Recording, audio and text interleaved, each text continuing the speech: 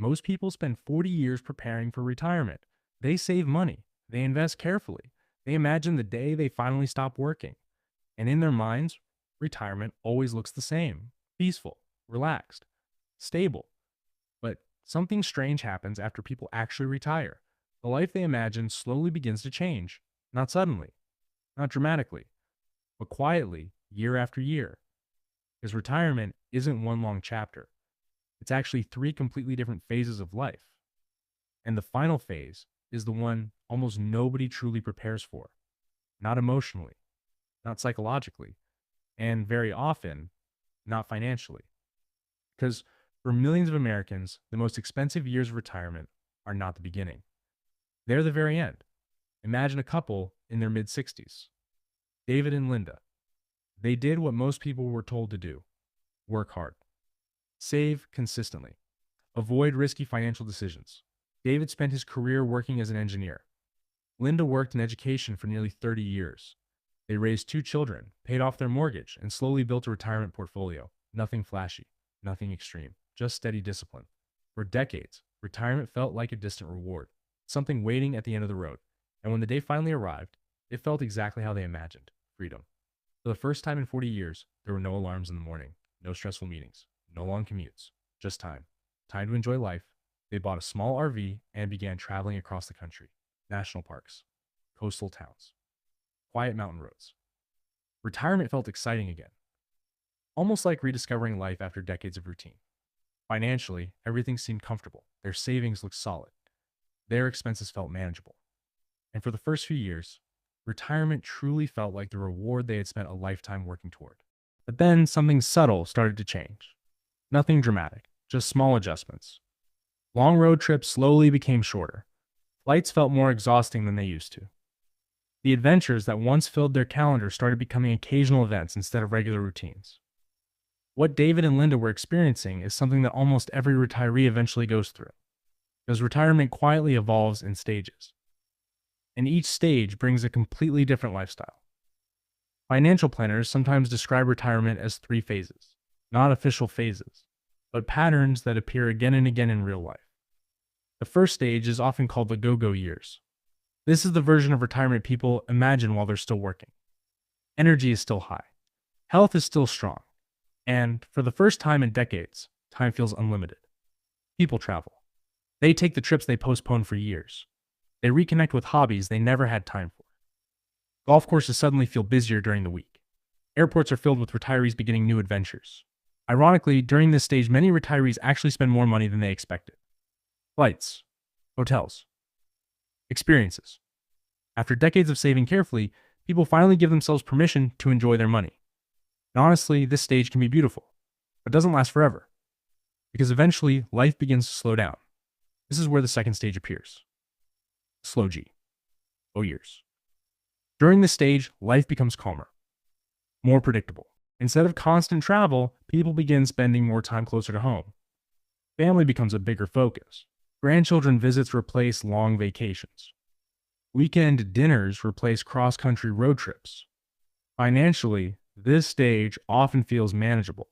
Spending begins to decrease. Adventures become simpler. And many retirees begin believing this peaceful routine will continue for the rest of their lives. But this is where the quiet reality of aging begins to emerge. Because there is a third stage of retirement that very few people truly think about. And this stage changes everything. Before we get to that stage, there's something important most people don't realize. The biggest financial risk in retirement isn't actually running out of money early. It's something far more subtle: longevity.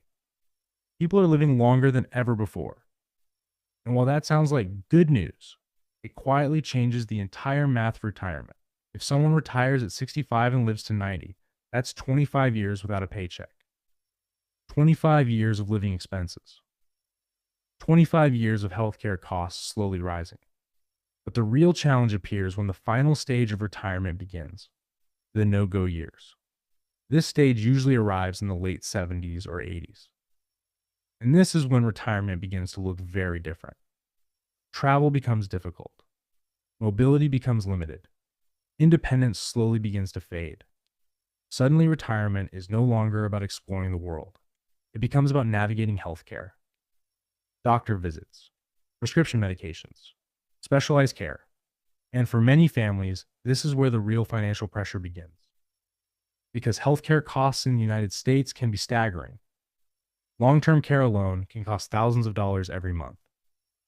Assisted living facilities often range between $4,000 and $8,000 per month. Some specialized care centers cost significantly more. These are the expenses most retirement plans underestimate. Not because people were careless, but because it's uncomfortable to imagine ourselves needing help. So most people plan for the early years, the exciting years, the travel years. But the final stage of life often demands the most support and the most financial resources. And yet the deeper challenge of this stage isn't just money, it's control. During the early years of retirement, people feel completely independent. They choose where to go. They decide how to spend their time. They feel in control of their lives. But the later years slowly shift that balance. Decisions begin revolving around health, doctor recommendations, medication schedules, and sometimes the difficult realization that independence isn't as strong as it once was. For many retirees, this transition can feel emotionally overwhelming because retirement was supposed to represent freedom, not vulnerability. Years after their RV trips ended, David and Linda found themselves facing this exact transition. David began experiencing health complications that required frequent hospital visits. What started as a temporary issue slowly turned into ongoing care. Doctor appointments became weekly routines. Medical bills started appearing more often, and for the first time in decades, their financial confidence began to feel fragile. Not broken, but uncertain. Every decision suddenly mattered more. How long would treatment last? Would they eventually need in-home care? Would assisted living become necessary? These are the questions millions of families quietly face every year, and they rarely appear in retirement brochures or investment advertisements. Because the final stage of retirement isn't glamorous, but it's real. If you find conversations like this valuable, discussions about the psychology of money, aging, and retirement, consider subscribing.